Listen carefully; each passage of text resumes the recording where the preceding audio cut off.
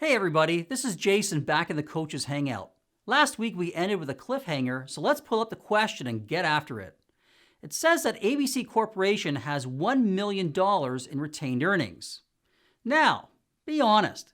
How many of you saw retained earnings and kind of thought to yourselves, it's like cash or savings? Well, if the wording of the question got you thinking that way, then mission accomplished. It certainly made wrong answers A, B, and C very compelling. Look, if you got tricked, that's the whole point. Learning from your mistakes is a very powerful way to learn. To get the right answer, you need to have a good understanding of how the statement of financial position works, or at the very least, be able to decipher a line or two in the textbook that hints at the answer. The bottom line is retained earnings is a component of equity, but it doesn't necessarily mean that the company has any cash at all. So the correct answer to the question is D. ABC Corporation may not be able to pay a cash dividend. Now, if you got it right, congratulations. Stick around and I'll share some helpful tips with you. But first, are you enjoying these videos? If so, then go ahead and smash that like button and subscribe to our YouTube channel. It helps with the algorithms and we really appreciate it. While you're at it, maybe check out last week's video and give my dad Stu a like for making his YouTube debut. You'll make his day. We'll put a link to that video in the description below. The statement of financial position is commonly referred to as a balance sheet, and I really like that name because it tends to help a student understand and remember how it works. Take a look at this super simple balance sheet with very low numbers that I jot down whenever I tackle a balance sheet question. It keeps me from making any silly mistakes. Look at all the key points it reveals. First of all, take note that unlike an income statement, which is over a certain period of time, the balance sheet is as of a specific date. On the left-hand side, we have assets, which in this case is $3. On the right-hand side, we have $2 in liabilities, which are basically debts that the company owes.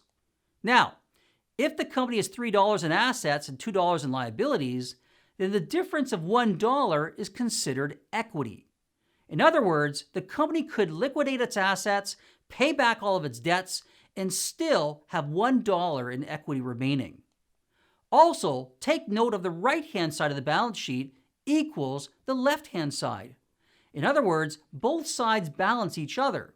You see why I love that name? Jotting down the simple balance sheet may help you with other questions as well. For example, is it true that liabilities plus equity equals assets? And if you find the wording tricky, how about this? Does liabilities of $2 plus equities of $1 equal assets of $3? Well, you bet it does.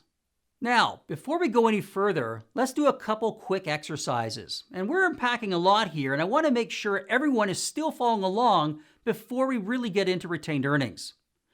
Let's assume that assets increase to $5 and liabilities are still only $2. What is the equity figure? Well, $5 in assets minus $2 in liabilities would equal $3 in equity. And notice the right-hand side and the left-hand side of the statement are still in balance. Let's try one with bigger numbers. Instead of paying out dividends, the company decides to reinvest $1 million of net earnings back into the business to help grow the business. So its assets are now $1,005 and the liabilities are still only $2. So what would the correct equity figure be? Well, $1,005 of assets minus liabilities of $2 means the equity would now be $1,003. And if I asked you why the equity's gone up, your answer would probably be something like, well, the company retained its earnings within the business in order to grow it. Here's where the rubber hits the road. The consolidated statement of financial position shown in the textbook doesn't just provide the total equity figure.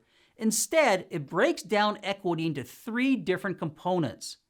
It may help to think of each component of equity as a description of where that equity comes from. There's share capital, which is the capital the company received when it issued common and preferred shares. There's non-controlling interest, but that's beyond the scope of what I really want to talk about today. And finally, there's retained earnings, which is the running total of earnings that the company's reinvested or otherwise retained within the business since inception. Now, the earnings that were retained may or may not still be sitting in cash. In fact, one could make a really good argument that it'd be foolish to have too much cash sitting by idly, not earning a return of any kind. So, your key takeaways are this. Number 1, retained earnings is a component of equity. Number 2, to know the company's cash position, you cannot look at the retained earnings figure. You have to check the cash and cash equivalents line on the statement of financial position, which is listed under assets. So, if we circle back to last week's question, we can see the answer is definitely D. ABC Corporation may not be able to pay a cash dividend. Sometimes I like to end a cliffhanger video with another cliffhanger. Can the retained earnings figure go down or become negative? What do you think? Well, I'll tell you what, if I can get 50 likes, I'll cover it on a future video. Thanks for dropping by the Coach's Hangout, and good luck on your upcoming exams.